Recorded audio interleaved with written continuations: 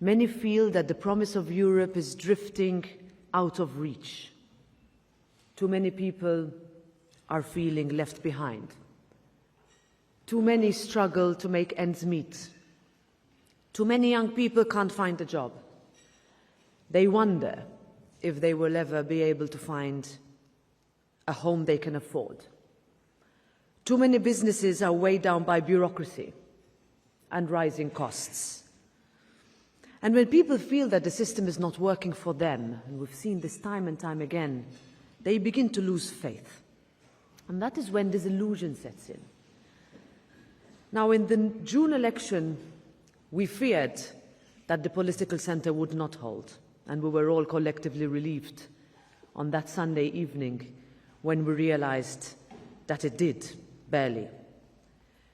But I think it would be foolish to ignore the alarm bells that we received on that day, and that we have been receiving successively ever since. I think that was a message of urgency, but also, most importantly, a message of expectation. What do they expect from us? And I think our task is, first of all, to listen. We politicians tend to talk a lot, not listen enough. 2, to respond, and above all, to deliver. It is clear that people expect us to do better. They want a Europe that works. They want a Europe that makes life simpler, not harder. They want a Europe that leads on good jobs, on better opportunities for everyone, and a fair chance at building a better future. They want a Europe that protects our borders, our values, and our homes. They want a Europe that stands by its people in times of crisis, and we are facing many. I was in Spain when the terrible floods hit last October, and recently survivors shared their terrible experience with me in Brussels. And in those darkest moments, Europe was there. We moved fast, the Parliament acted quickly, and our response mattered. They themselves told me this, because it showed what Europe can do when we match urgency with unity. Now, we must keep up that momentum and deliver not just in times of crisis, but every day for all Europeans. How do we do that? I think we need to be clear in believing that we must build a smarter, a stronger, and a safer Europe. A smarter Europe that understands that our freedoms and our social safety nets depend on our economic competitiveness.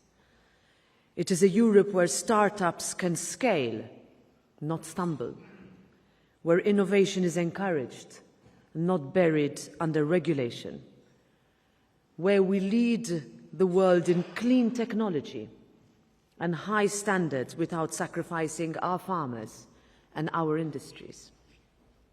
A stronger Europe knows that alone we are small, but together we are a force to be reckoned with. The next industrial revolution is already underway, if you will. Now, if we want to lead in AI, in new medicine, in space exploration, and climate innovation, we need to be the ones that give our engineers, our researchers, and our entrepreneurs the tools to succeed. And that means finally completing our savings and investment union. It is an open goal, and one that Europe absolutely cannot afford to miss this time. It also means deepening our single market in areas like energy, when we see that we still have many energy islands in our Europe, when we can be better connected, we can be better prepared. We have to be able to interconnect our energy grids more effectively, because doing so, and I think we learned that 2 weeks ago when we saw what happened in the Iberian Peninsula, doing so will strengthen our energy security and bring prices down for households and business, and also give us predictability, encourage people to invest. Strength also means confidence on the global stage. Europe has always stood unapologetically for open, fair, rules-based trade. And that remains our compass.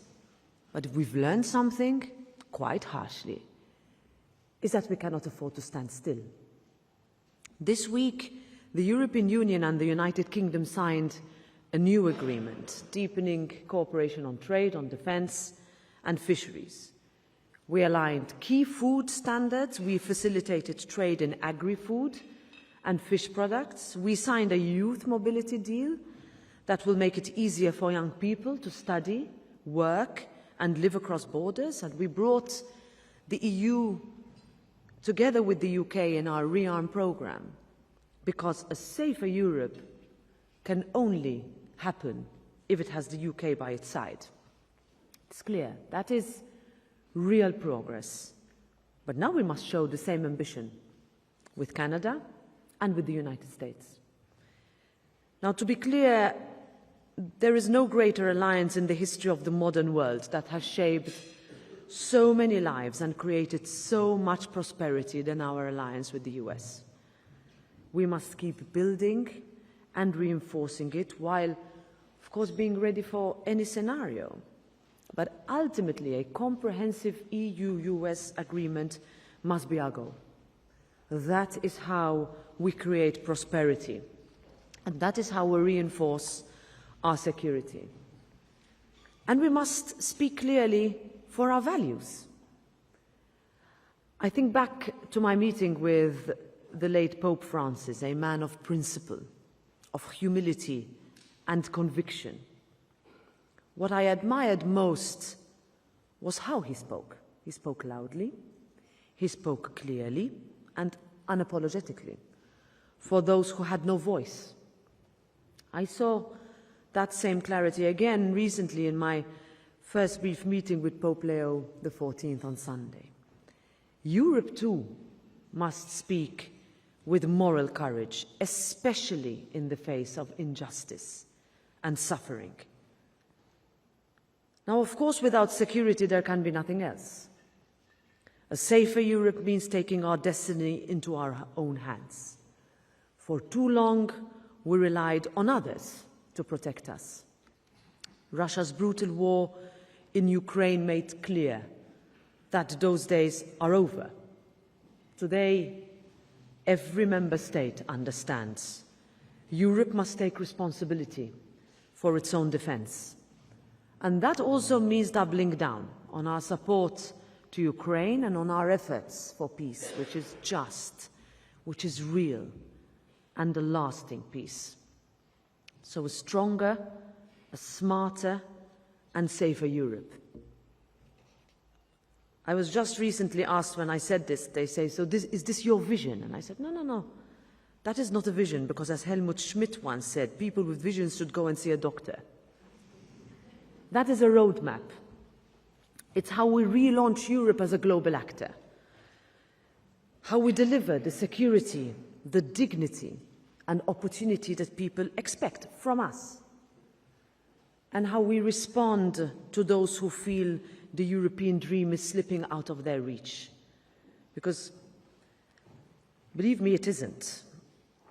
I see that dream every day. I see it in every young person searching for their first job, in every entrepreneur starting a new project, in every parent hoping their child's life will be better than their own. And our job, all of us here, is to match that hope with determination, to prove that Europe still listens, that it still works, and that it still delivers, and that the promise of our union, which is of freedom, of dignity and of fairness, is not something of the past that used to be but is no longer, but actually our commitment renewed to the future. And that future is being built by the people in this room, members, colleagues of the European Parliament who work in their constituencies to bring Europe closer to citizens, like Javi and I do every day in the Bureau, and like, of course, all my colleagues, members who are present here today. That is our legacy and our responsibility. And I will carry it, and that's my job wherever I go. So later on today, we will introduce President Mattarella, President of Italy, to all young people who work in the institutions in the European Parliament. So across all the institutions, they will come to the European Parliament to meet with their president. Tonight, I fly to Romania to meet with the new president of the country, and then tomorrow I will do an event with young people in Timișoara. And that is how we can show, person to person, that we're not far, that we listen, that we can deliver, and that their dreams will not only remain dreams, but they will become reality. Finally, a few months ago, I was in Madrid, where I had the honor of receiving the Forum Europa Prize.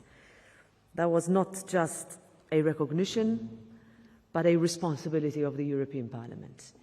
A reminder that people expect results, that trust must be earned and not assumed, and that Europe's future will be shaped not by declarations, but by delivery. And that's the promise we renew today in our institution, to defend the values that brought us together, to fight for the future that our people deserve, and to build a Europe that doesn't just endure, but that it inspires.